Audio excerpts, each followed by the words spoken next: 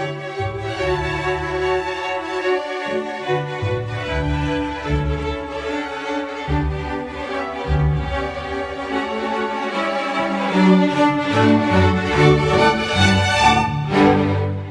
ritorniamo in diretta. Allora, come abbiamo fatto cenno, ci richiamo all'Orto Botanico Giardino della Biodiversità e adesso anche museo, quindi un sito importante nella storia. Andiamo al 1545 a raccontarci questa realtà, il nuovo museo. Abbiamo in collegamento la dottoressa Elena Canadelli. Pronto? Salve, Eccoci buonasera qua. a tutti. Buonasera e grazie per la disponibilità. Allora, docente di Storia delle Scienze e delle Tecniche, Dipartimento di Scienze Storiche e Geografiche, Università di Padova.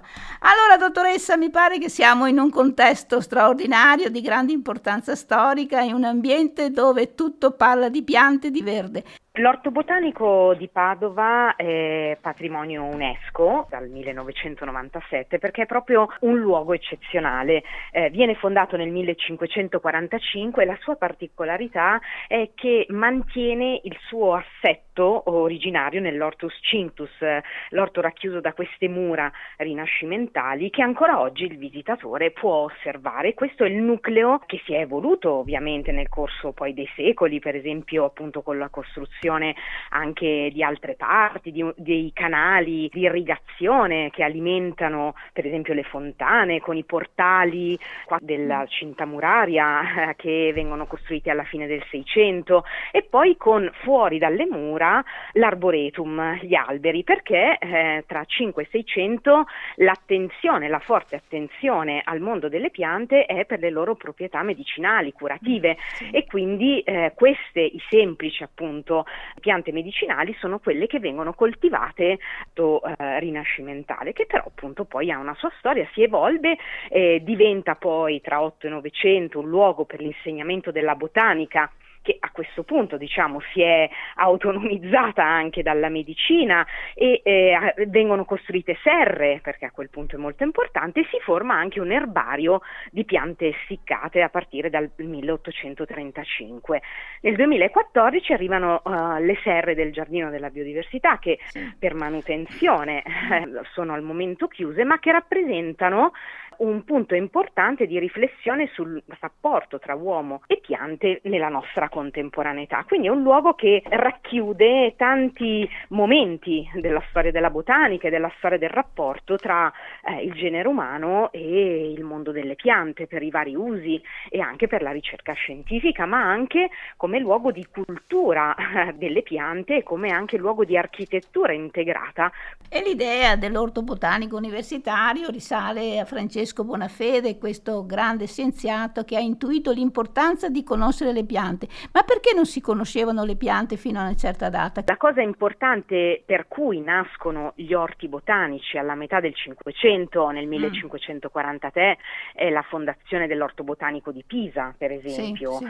1545 c'è anche Firenze, poi seguono non solo in Italia ma anche in tutta Europa. Non è che non si studiassero prima le piante, ma si avverte la necessità di studiarle, diciamo, davanti ai propri occhi, quindi di avere le piante vive per riconoscerle proprio, anche saperle riconoscere, saper anche introdurre piante, per esempio dal Nuovo Mondo, dalle Americhe, per cercare di introdurle e capirne le proprietà. Quindi le piante si studiano fin dall'antichità, gli egizi, gli antichi greci, ma cambia il modo, dopo il Medioevo, di guardare, di studiare alle piante, per cui c'è bisogno di un luogo, l'orto botanico universitario, in cui coltivarle e conoscerle e poi anche illustrarle. Quindi è un modo che si afferma proprio durante il Rinascimento di introdurre le nuove piante e poi anche di conoscerle.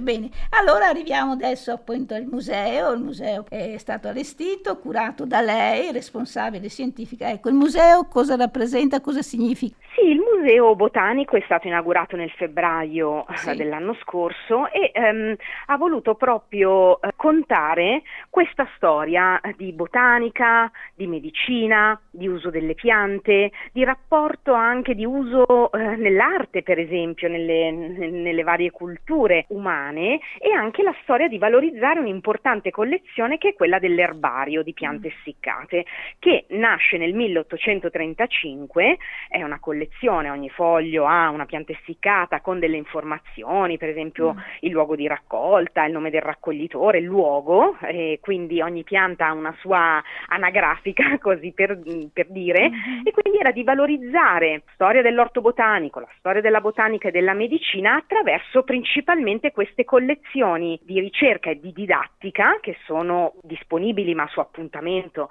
e per ricerca al primo piano al pubblico nel nuovo museo botanico, quindi valorizzare anche i modelli in cera dei funghi, per esempio dell'Ottocento, cioè tutte queste collezioni di ricerca e di didattica che erano nell'ex Istituto di Botanica dell'Università di Padova per raccontare una storia e valorizzare il patrimonio librario, per esempio, perché al primo piano dell'edificio che dentro l'orto botanico ospita questa istituzione che è il museo c'è anche una straordinaria biblioteca di libri diciamo rari a tema botanico e medico-anatomico, e per cui abbiamo anche inserito dei libri che vengono turnati periodicamente per raccontare appunto anche il modo in cui si è illustrato la natura e il corpo umano, e insieme a una spezieria del primo Ottocento che è stata donata dal farmacista Giuseppe Maggioni all'Università di Padova e che è restaurata e stata esposta. Quindi il Museo Botanico vuole, diciamo, arricchire proprio le informazioni e l'offerta culturale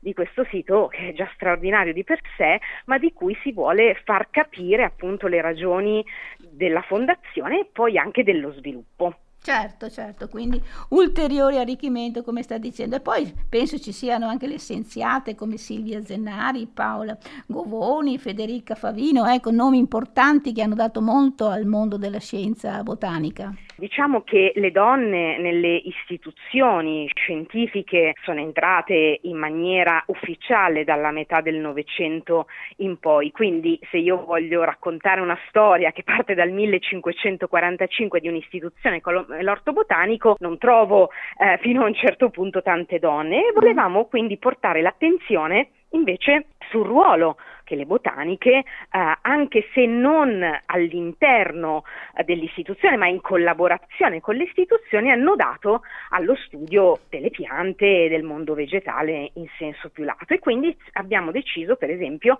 di esporre alcuni fogli d'erbario raccolti e diciamo venduti all'erbario di Padova, per esempio da Silvia Zenari, che siamo alla metà del Novecento, sì, che ha raccolto soprattutto zona del Trentino, del Cadore, del Friuli anche, che ha arricchito molto le collezioni del Museo di Padova. Quindi è solo un esempio.